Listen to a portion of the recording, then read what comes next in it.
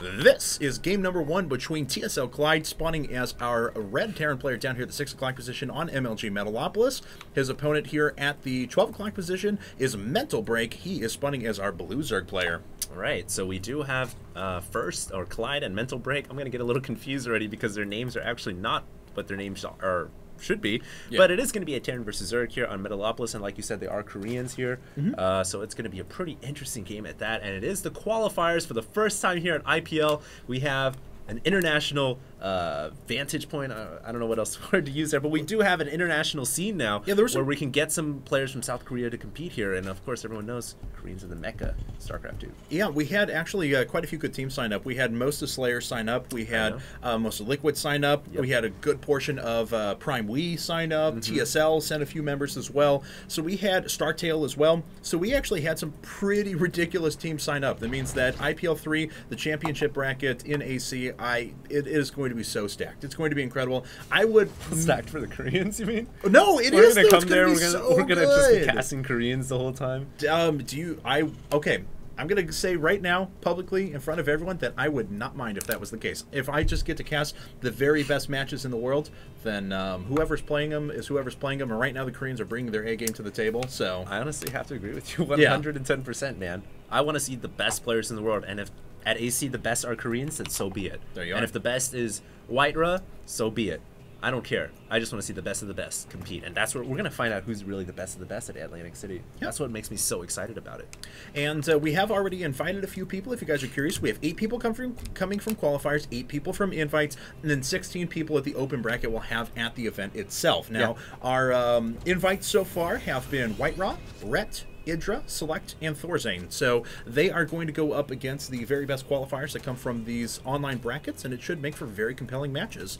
Looks like pretty good invites so far, if you ask me. That's pretty solid stuff. I love White Raw. He's so good. He's such a cool guy, too. So, yep. Anyway, here we are. I'm sorry, my little nerd getting out there. Well, you know...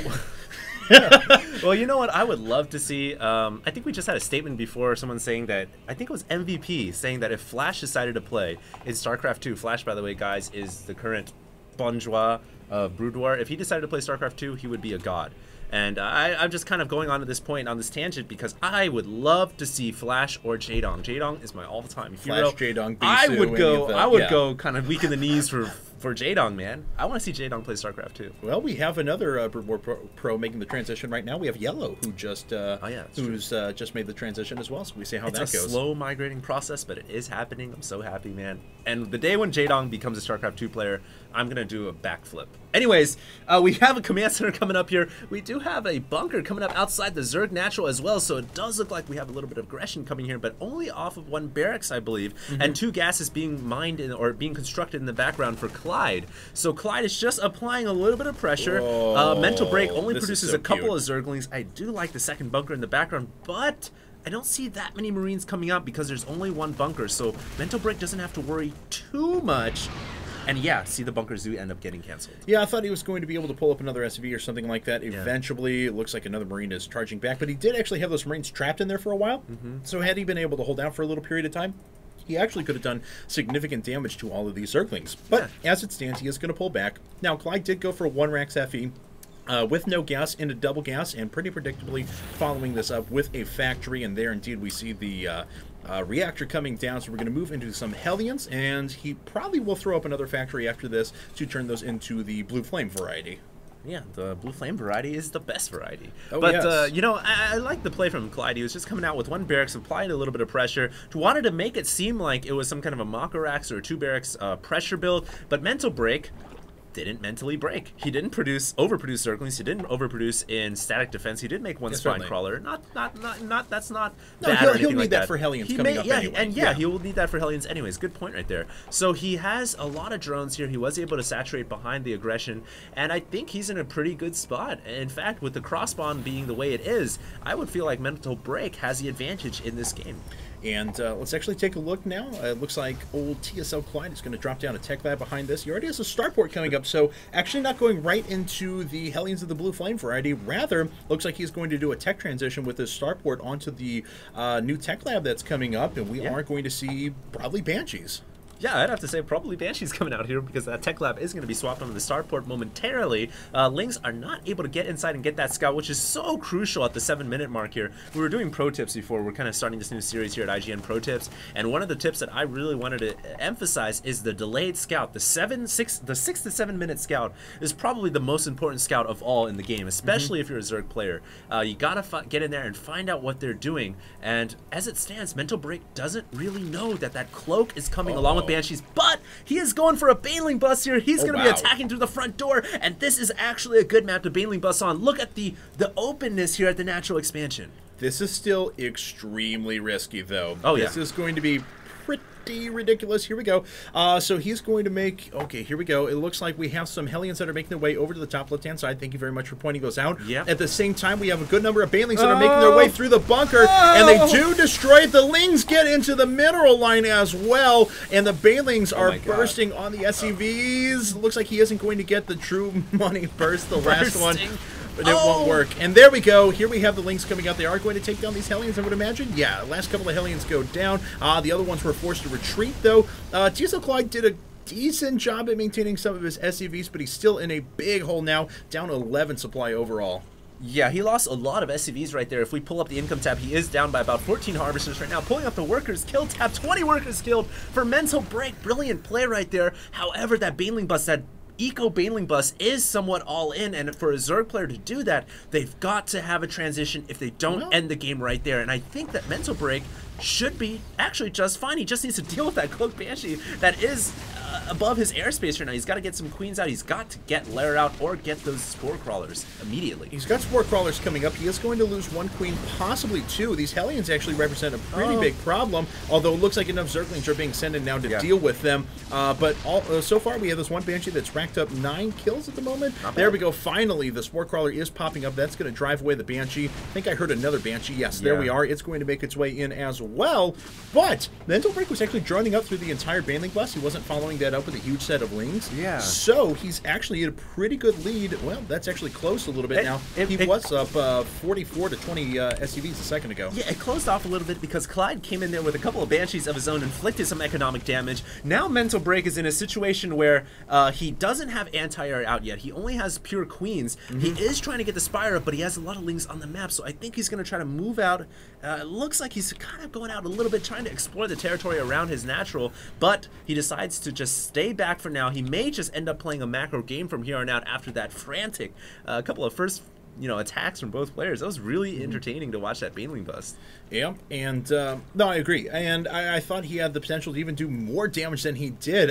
Clide actually controlled his SCVs that were over at the natural expansion pretty well, because one Baneling was actually the difference in 20 SCV kills and about 30 SCV kills. So he would have gotten almost another 10 with as many as were weakened there. So here we go. Banshee is going to... No, actually, the Banshees are retreating. It is the medevac that's going to start heading here into the main, dropping down 8 Marines, and we'll see exactly... It looks like MentalBreak doesn't have a whole lot prepared for this quite yet. He is reinforcing, or at least bringing back these Earthlings as fast as possible, though. Yeah, he does have 6 Mutalisks on the way as well, so as soon as those Mutalisks pop out, that dropship will be negated, but the dropship does get out of there, saves all the Marines, doesn't lose a single one. Banshee was not repaired, a kind of interesting move right there. Usually Terran players will repair right away after flying out with their Banshees, doing some damage and coming back, but there are the presence of the Banshees are still there, the presence of the dropship is still there, but thankfully, MentalBreak now has Mutalisks out, so he will be able to take control of the skies in his favor. Yep, certainly, and it looks like Clide's going to have to drop down those Marines. Yep, that goes down. What is Clide going to do? Oh, it looks like this Banshee is revealed by the Overseer. I'm surprised he's not sending any Mutas back to clean that up. He's actually transitioning all of his forces over to the third right now to save that hatchery,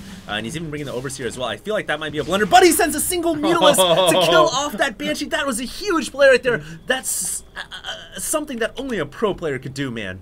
To be able to do something like that, it's very hard to multitask like that and just tell one single Mutalisk. I saw the little blue bob moving across the minimap, and I was hoping, and yes, it was. So there we go. Single Mutalisk does clean up that Banshee. Looks like another Banshee sitting here around the left-hand side. It's actually using up all of its energy. Doesn't have too much left in Cloak, and the Overseer plus the Muta should be able to move it away with minimal losses here in the future. So MentalBreak is still down in supply, and TSL Clide is making a big old-fashioned push. Clide is going to move his way up. The only only detriment is that he only has 2 medevacs with this. That is a pretty good number of Marines, and he's reinforcing with so many Marines. But it looks like he does have that medevac production still going. So, here we go. Very interesting push here from MentalBreak. He does have, or not MentalBreak, sorry, Clide. Yeah. He has stim already. He is getting combat shields and plus weapons, so he's timing this all out to come at the same time. And he is going to push up here with his Marines and tanks. A great spot for tanks to siege up here as well. And it doesn't look like MentalBreak has enough to break this. He needs to make more Mutalists right now. He needs to make some Banelings.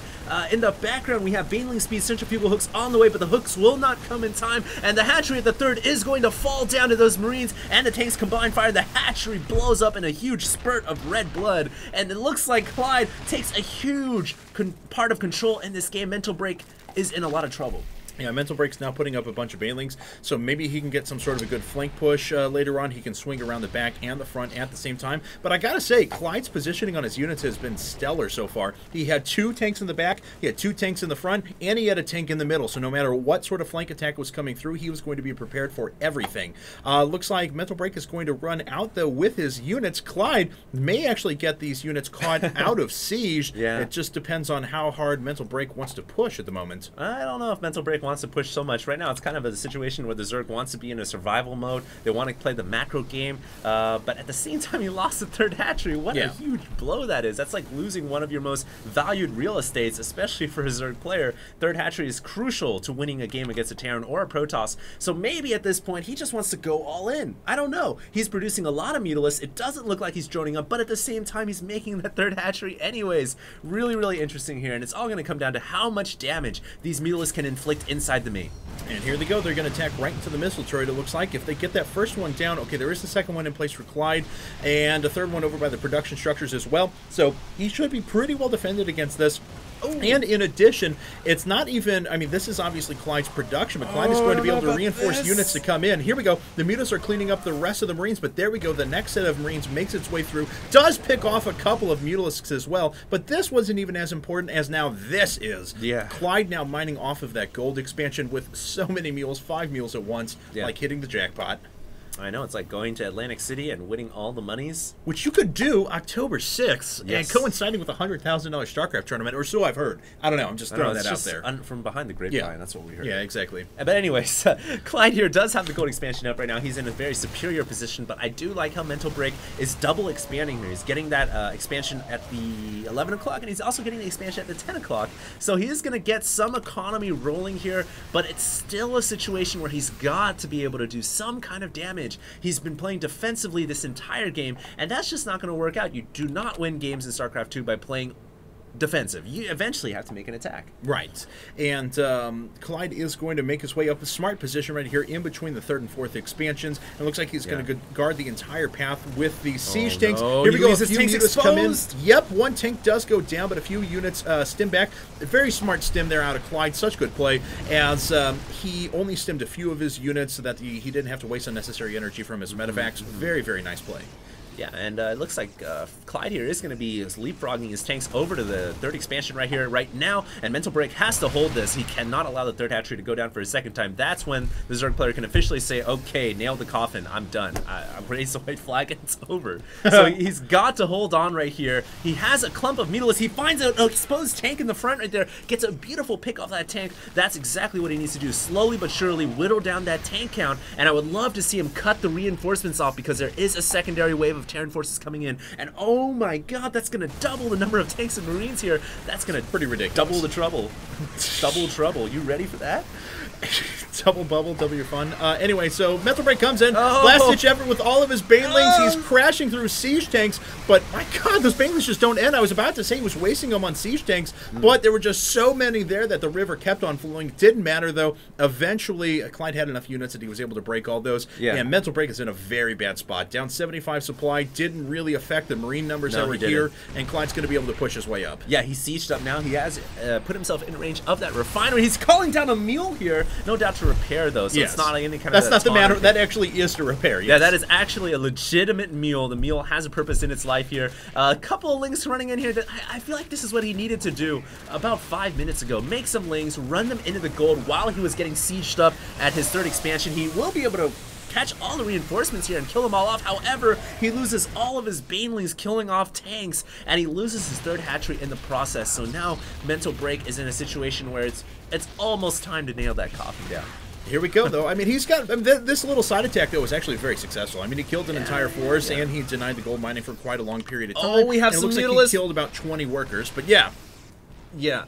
Here we go. Mutalisk make their way up. We actually got up here expecting something exciting, and then we got up there and they the Mutalisk were just kind of pushed away there. Yeah. Well, they flew in, they're like, oh no, I don't want to deal with those Marines. Nope. I wonder what kind of upgrades they have. We have +3 weapons on the way. Is that +2 or +3? I believe that's +2 weapons. This is +3 oh, +3, yeah, that's +3 for weapons. This is +1 for the for the mech, armor. so. That's right. So yeah, MentalBreak here is actually falling behind considerably in upgrades right now. He has some Banelings here. He's gonna try to run in and do some damage, but those Marines are clumped up behind the mineral lines. They are actually gonna be able to get away from the Banelings pretty easily. Although, whoa, SCV's deciding to go suicidal there, but at the end of the day, the Banelings went after the Marines, and oh wow, MentalBreak gets a little bit of damage here with his Mutalisk. Not bad, but look on the other side of the map, we have that red Terran Thunder Force pushing in, and this could be the last hurrah here for MentalBreak. Yeah, certainly. Actually, you are so animated, and I love it all the time. Those Banelings were coming in, and you were just, I love it. I love it. I love it. I love the enthusiasm. So here we go. Things are going to start pushing their way up. The Mutas disappear. MentalBreak throws down the GG. They disintegrated to those Marines. So yeah.